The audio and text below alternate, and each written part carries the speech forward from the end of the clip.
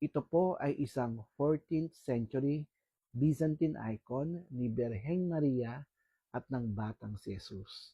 Mas kilala ang imahe na ito sa tawag na Black Madonna. Tinagurian din itong Queen and Protector ng bansang Poland, pero mas kilala ito sa tawag na Our Lady of Czestochowa. Ano ba ang kahalagahan ng imaheng ito?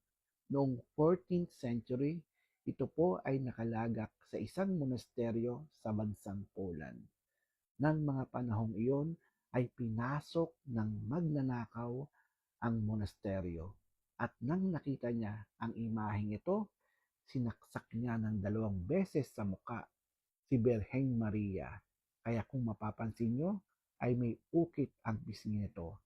At sa ikatlong pagkakataon ng kanyang tangkain muli na saksakin ang mukha ni Birheng Maria, bigla na lamang namatay ang magnanakaw.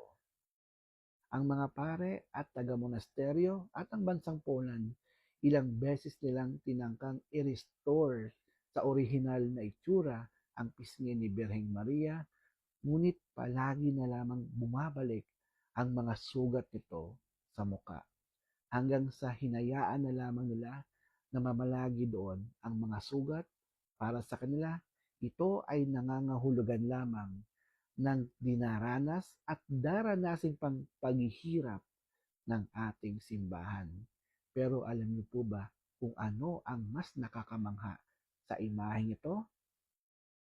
Ayon sa history, walang ibang nagpinta ng imaheng ito kundi si San Lucas mismo.